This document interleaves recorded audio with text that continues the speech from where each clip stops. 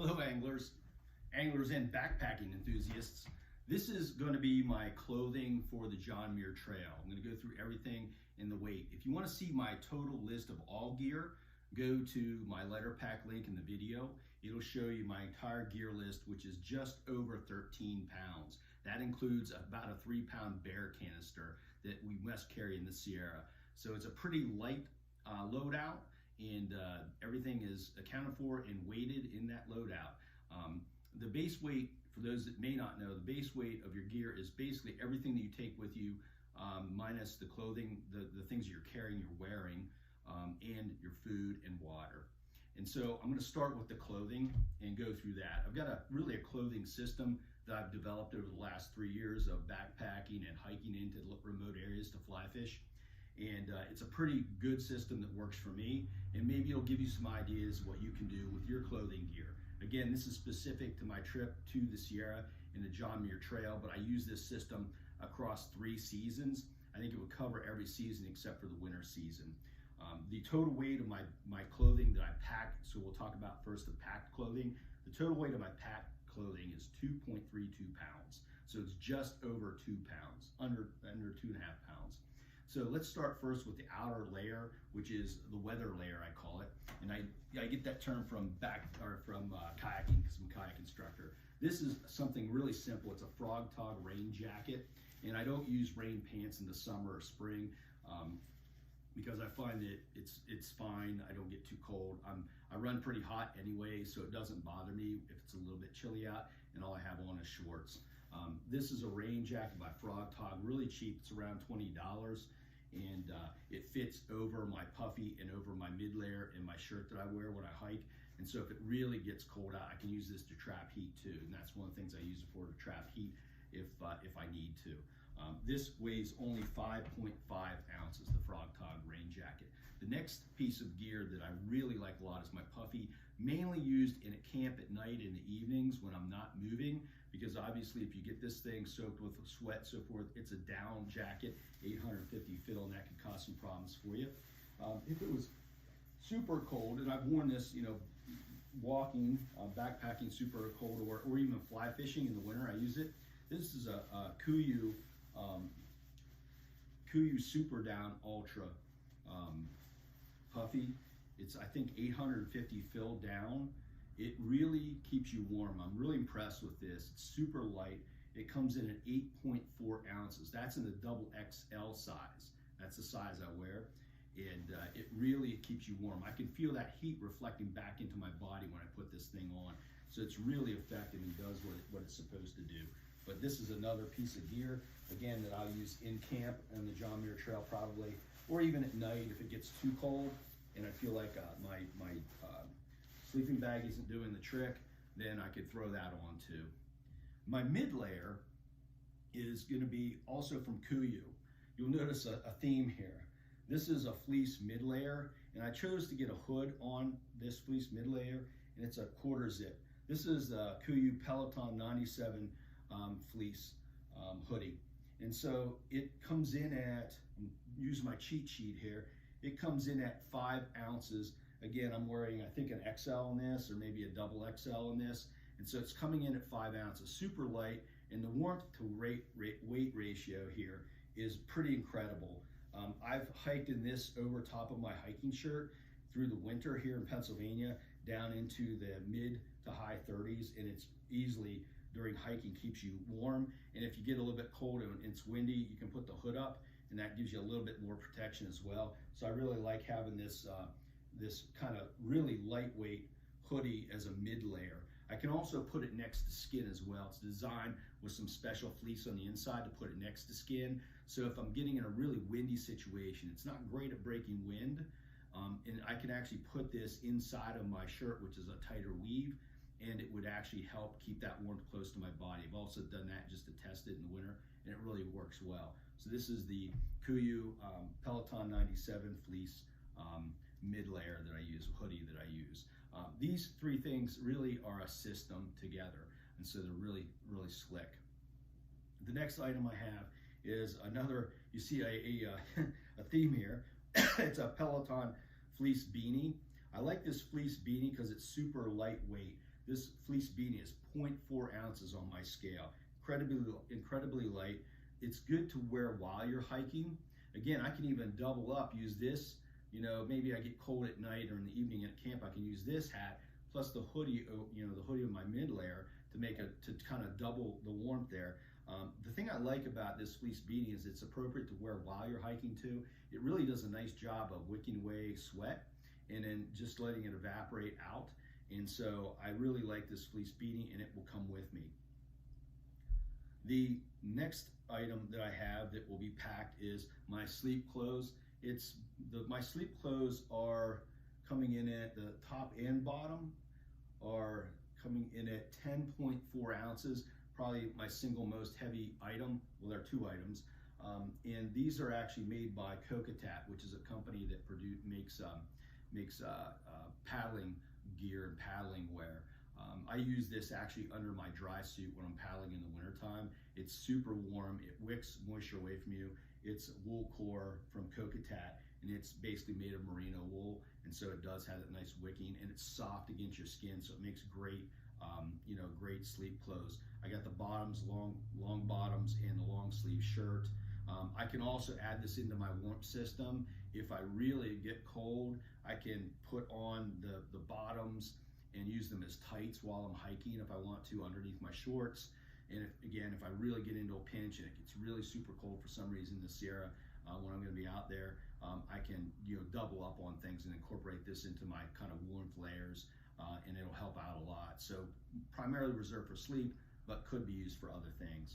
The other piece of clothing I have here that I'll pack are my sleep socks. I won't wear these at all to hike in. These are basically just simple, as time may tell, it's like an off-brand, pretty cheap, and this is a merino wool sock, and so I like these for sleeping in. I've used them a lot. They're awesome. I'll just keep them, you know, keep them for sleeping. I also will take an extra pair of socks, hiking socks. I have one pair that I wear and one pair that I have on reserve so that I can wash one pair, let it dry, and you know, in the evenings, and then have that nice clean pair the next day to start with, and then vice versa, keep cycling through every other day. Plenty of water in the Sierra, plenty of opportunities to rinse out your gear and so forth. And so that's one of the things that I plan to do, just cycling this in and out. I also have one extra pair of underwear, and again, I just cycle back and forth. Might sound a little gross, but to some, but that's just the way it is when you're backpacking. But I do, you know, obviously I try to wash out my gear as much as possible, wash out my clothing that I've worn, and then flip into the other, you know, underwear, and then back and forth again, back and forth. You don't want to carry, you know, too many items, because then clothing is one of the things that can really weight you down quickly. A lot of people don't realize it. When you have too many clothes, you're really adding a lot of unnecessary weight. These items and these smaller clothing items like the socks and all this stuff, you know, to pack it away, one thing I do to be more efficient and not use a lot of stuff sacks, which adds weight. You know, you use 4 or 5 stuff sacks, you're talking half a pound sometimes, depending on the stuff sack. And so I'll actually put these in the foot box of my quilt and then stuff it down inside a contractor bag to keep everything dry, so I know my quilt will stay dry and I know that my extra clothing will stay dry. And so that's how I pack these pack clothing in the foot box. This will probably go inside the compactor bag. My down will go inside the compactor bag inside my pack. The rain jacket typically is right on top of all my gear in my pack, just on the very top. So if it starts to rain, I can just flip open my pack real quick, grab the rain jacket, throw it on, and then everything is good. And everything else inside my pack stays dry because it's inside a compactor bag. So that's how I do that. So I don't use a lot of stuff sacks for any of these. I don't use stuff sacks for any of these things. I find that they compress better, get in small gaps better if I just kind of leave things loose, so to speak. So that's my packed clothing, and that's all that I will take for the month-long trip that we're going to do on the John Muir Trail. Now, as far as the clothing, let me ditch this for a second. As far as the clothing that I'll actually wear, I'll start from my head, go to my toe. The first thing in the Sierra, it's really important to have a good hat, and so I'm going to use this hat, which is a outdoor research sun runner, and I really like this hat a lot. I'm not going to give you the weight of this because this is not packed. It's not included in base weight. Typically, things that you wear are not included in your base weights. It has vents on the side, really like that. It's got a sun shield that covers your neck and the back, comes clear around to your face. You can almost just make it so your face is exposed. It even has a tie in the front for this little curtain that comes down, and the curtain snaps on your bill here. And if you need to, you can go ahead and unsnap this and just have it covering your neck.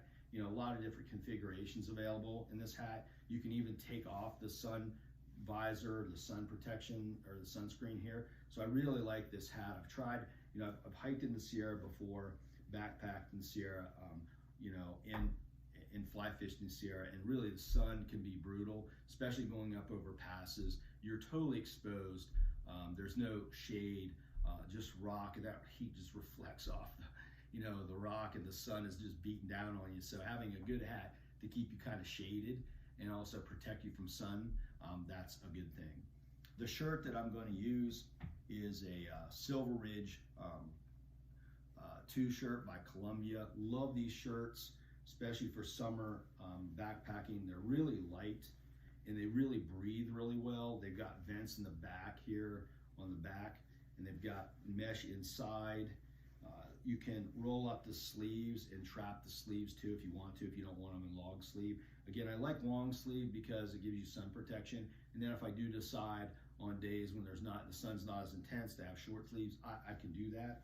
But this is a great shirt. They run about, little hint here, they run about 60 bucks, retail price. But what I've done is I go onto Amazon and I look at the different colors in my size, and sometimes I'll find them as low as between $20 and $25. And I have 3 of these shirts that I wear while I'm doing my practice hikes and my training hikes and so forth. And so every chance I get, I buy another one. It might not be the greatest color you want, but you're gonna get a good shirt, definitely. For pants, I don't wear any pants when I'm backpacking. I wear shorts, and basically, again, these are running shorts by New Balance, quick dry shorts. I cut out the liner on the inside. I don't like the liner because it tends to bind up and do all kinds of weird things when you're backpacking, and so I just kind of like it the way it is because I already have underwear. I don't need a liner, and so I go with these quick dry running shorts. I like them too because they're cut a little bit shorter, gives you more like range of motion, flexibility when you're trying to like maybe climb over rocks, do some rock scrambling and so forth. So I really like these, but it also means then I have to protect my legs from sun by using sunscreen, which I do take with me. On my feet, I use toe socks. I love toe socks for hiking. I started using toe socks 3 years ago, and these are an off-brand here that I got on Amazon. And I always forget what they are. Let me take a quick gander here. Yeah, toe socks Upgrade is the brand here, and so with these, they're great because they separate your toes. My feet will be a lot drier using these because it wicks away the moisture, because the moisture created between your toes and so forth.